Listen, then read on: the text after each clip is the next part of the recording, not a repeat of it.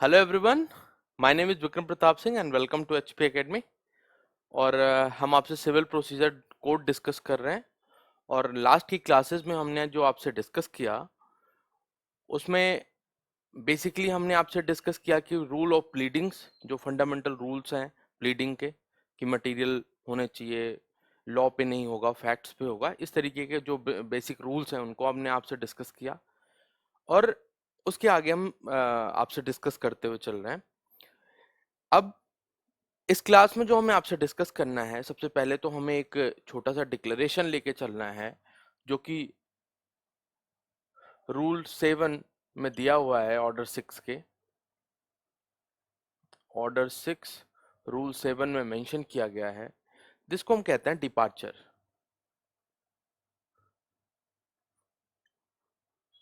Departure depart करना मतलब एक जगह को, एक पोजीशन को छोड़ना, डिपार्टर। ठीक है, इसको क्या कहते हैं? डिपार्चर। अब डिपार्चर में क्या होता है कि यहाँ कहना चाह रहा है कि सपोज आपने एक कोई प्लीडिंग बनाई, प्लीडिंग बना के तैयार की, मतलब आपने कोई प्लेंट बनाया या डब्ल्यूएस करा। सपोज ए ने कोई प्लेंट बनाया और अब एक प्रोसीडिंग में वो प्लेंट स्टार्ट होता है, सूट प्रोसीडिंग में प्लेंट स्टार्ट हो जाता है। और उस प्लेंट में अगर उसने क्या किया, कोई इनकंसिस्टेंट बात यहां रख दी जो कि इसमें नहीं थी, या कोई बात इसमें थी, किन फैक्ट्स को इसमें मेंशन किया गया था, उन फैक्ट से इनकंसिस्टेंट लाके इसमें कुछ रख दिया गया, तो ये रूल 7 क्या कहता है कि इस तरीके के इनकंसिस्टेंसी नॉट अलाउड है। नॉट अलाउड एक्सेप्ट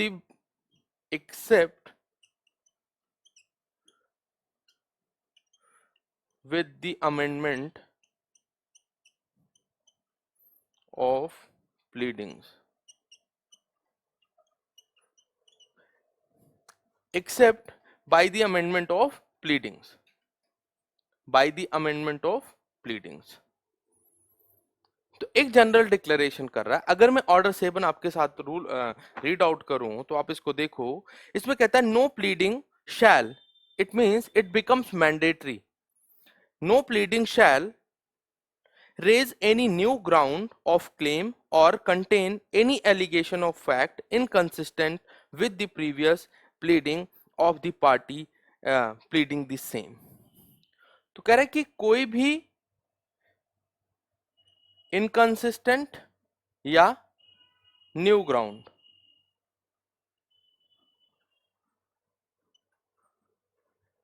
इस वाले प्लीडिंग में, जो लेटर प्लीडिंग है, इसमें रेज नहीं किया जा सकता है। मतलब कहने का एक सेंस यहां बन रहा है, और आप इस चीज को समझिएगा भी, कि ये जो प्लीडिंग है, इन दोनों प्लीडिंग में एक कोलैटरल नेक्सस होना चाहिए।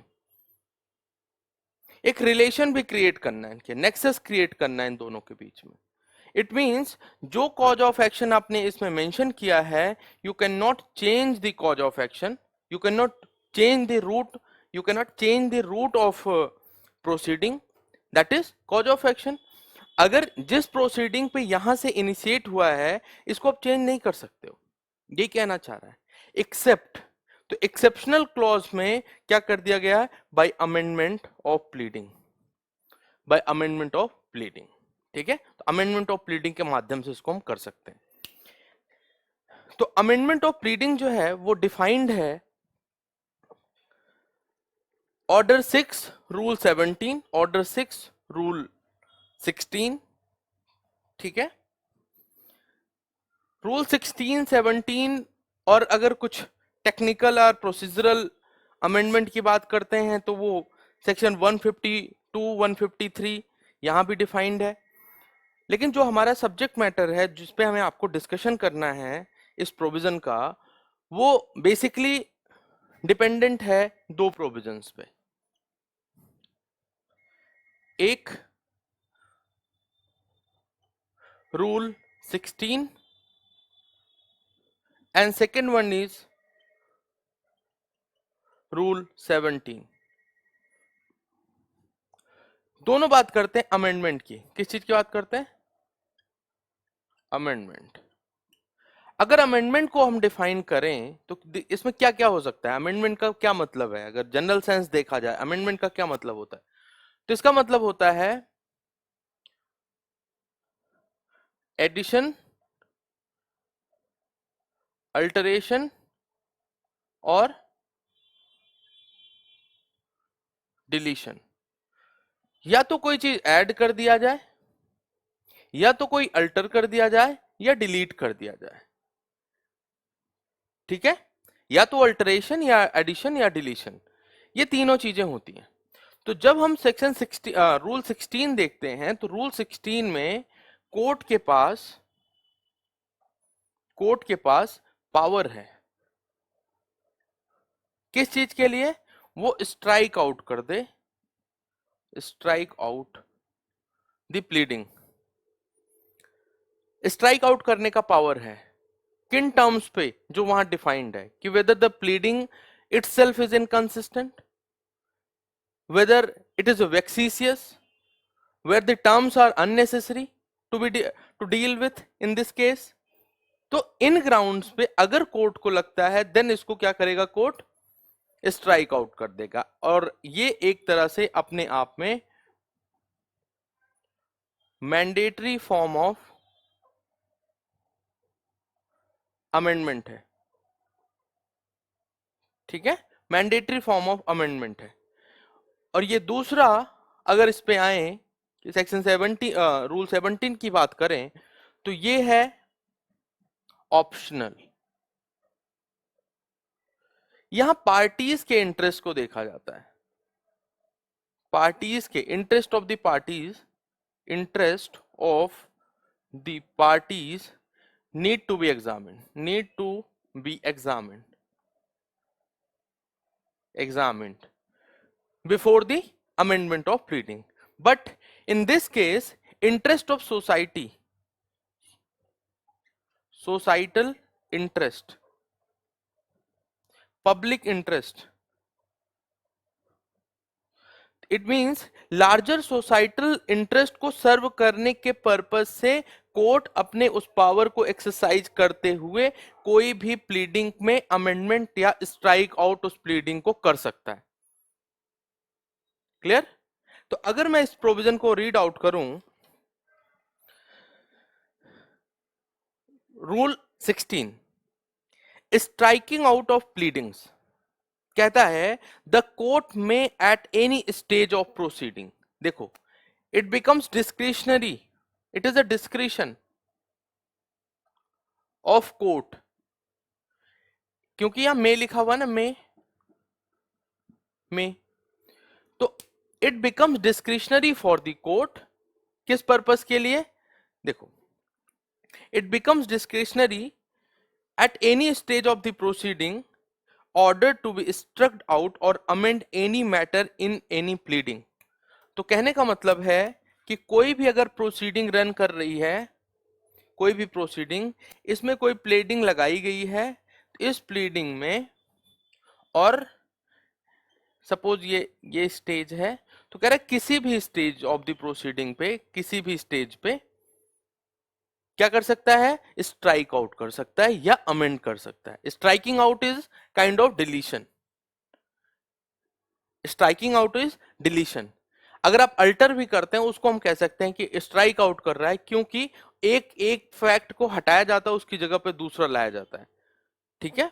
और एडिशन जो है वो काइंड ऑफ अमेंडमेंट है। तो अब ये कह सकते हैं कि चाहे वो अमेंड करे या स्ट्राइक आउट करे। पावर कहां से आ रहा है?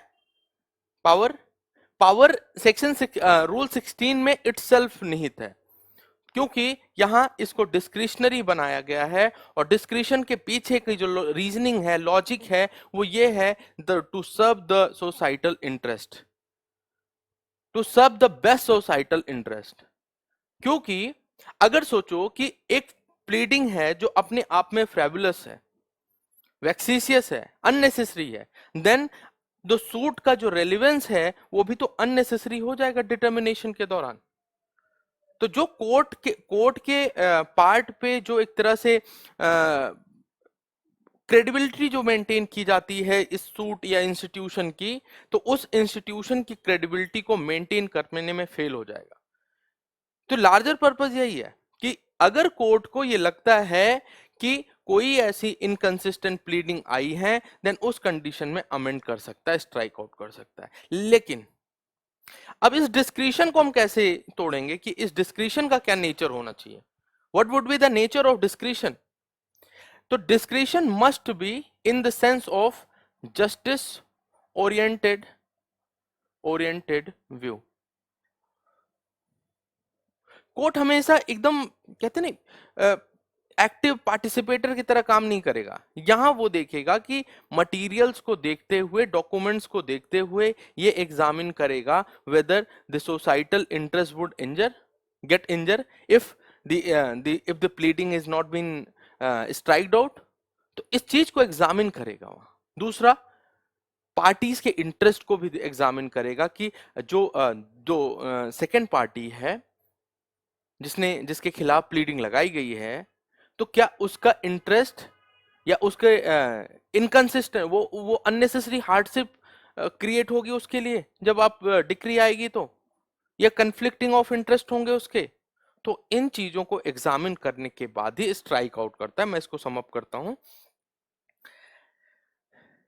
कहते at any stage of proceeding order to be strucked or amend any matter in any pleading, तो matter being amended or striked out, which may be unnecessary, scandalous, frivolous or vexatious।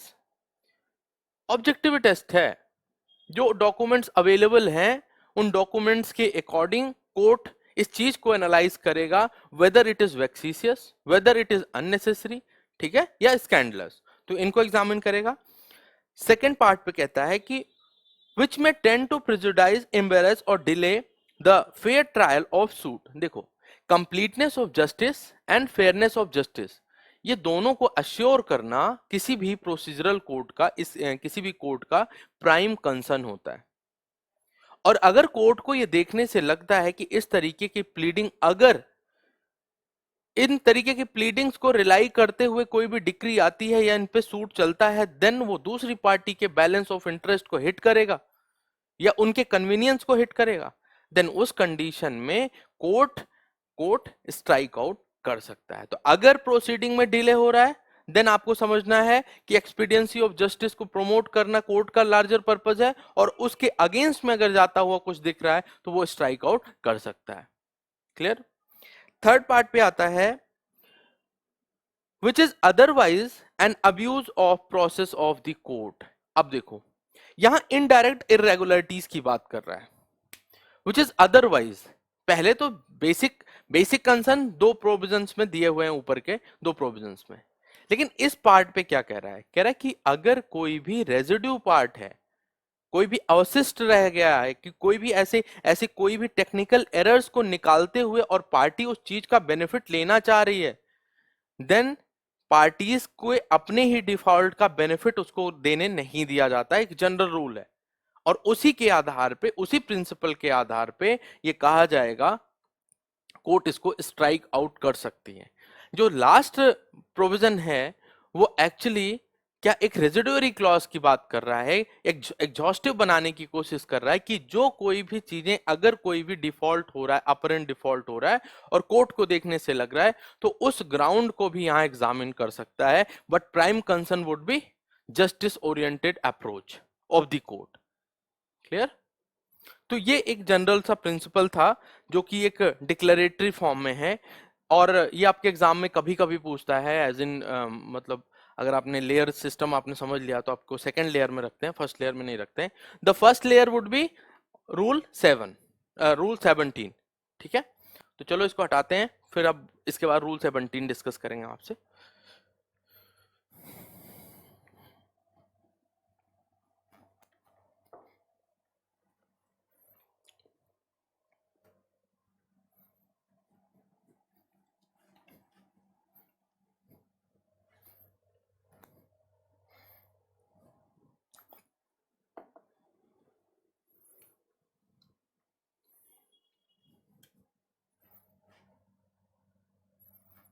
Rule 17 rule 17 amendment की बात करता है, amendment of pleadings की बात कर रहा है।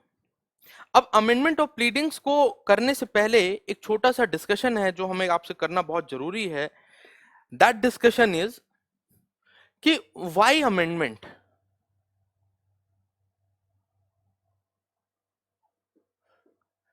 अगर मैं आपसे पूछूं व्हाई अमेंडमेंट, तो आपको क्या पता चलेगा कि क्या क्यों अमेंडमेंट करने की जरूरत पड़ेगी। पहला,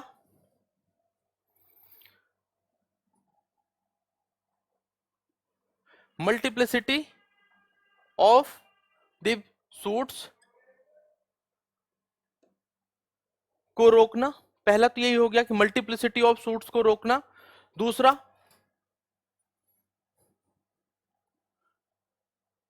एक्सपीडियंट जस्टिस को अश्योर करना। एक्सपीडियंट जस्टिस, स्पीडी जस्टिस इसको बोलते हैं। और इसके बाद और क्या हो सकता है, उस बोनाफाइड डिफॉल्ट को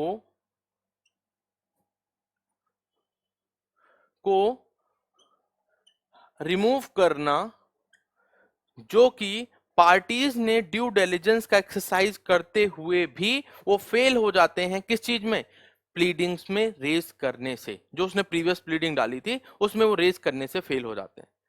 एक बात, और इसके साथ अगर उन्होंने सपोज कि ये प्लीडिंग्स तो बनाई, लेकिन प्लीडिंग इतना कहते कॉम्प्लिकेटेड है या इंट्रिंसिक है जिससे कि real intention of the parties, intention of the parties को एक्सप्लिसिट नहीं है, real intention of the party explicit नहीं है, देन उसको एक्सप्लिसिट बनाने के लिए अमेंडमेंट ऑफ प्लीडिंग की जा सकती है, की जा सकती है। बोनाफाइड डिफॉल्ट, बोनाफाइडी अगर सपोज कि कोई व्यक्ति है जिसने कि प्लीडिंग को बोनाफाइड फेथ में रहते हुए प्लीडिंग को बनाया, ड्राफ्ट करा और उन्होंने सूट फाइल कर दिया, बाद में उनको पता चलता है कि एक पॉइंट तो इसमें रह जा रहा है, अगर उस पॉइंट को नहीं रेज किया गया तो उसका जो सूट है उसको प्रॉपर तरीके से हर्ड एंड फाइनली डिसाइडेड नहीं माना जाएगा, मतलब उसके इंटरेस्ट को कंप्लीट उसका जस्टिस नहीं मिलेगा। अगर एक सेंस इसमें आ गया। तीसरा कह रहा है कि अगर एक्सपीडियंसी ऑफ जस्टिस के सेंस में क्या कह रहा है कि अगर सपोज कि अमेंडमेंट ऑफ प्लीडिंग को अलाउ कर दिया गया किसी भी स्टेज ऑफ प्रोसीडिंग पे, देन उस कंडीशन में मल्टीप्लिसिटी ऑफ प्रोसीडिंग्स को रोका जा सकता है। मल्टीप्लिसिटी ऑफ प्रोसीडिंग क्या है कि एक ही पॉइंट पे कई सूट्स को होना, जिससे ओवरबर्डनिंग को अवॉइड किया जा सकता है और अननेसेसरी की टाइमिंग जो जा रही है उस चीज को, कोर्ट के टाइम को भी सेव किया जा सकता है। ठीक है, तो जब कोर्ट का टाइम सेव होगा तो एक्सपीडियंसी अपने आप ही मेंटेन होगी। दूसरा, जब ओवरबर्डनिंग ऑफ कोर्ट कम होगा, it means multiplicity of suit को अवॉइड किया जाएगा। तो एक लार्जर पर्पज है अमेंडमेंट के पीछे। क्लियर। अब आते हैं आगे कि अब देखते हैं क्या है एक्चुअली। अगर मैं प्रोविजन को रीड आउट करूं, आपको आइडिया तो लग ही गया होगा।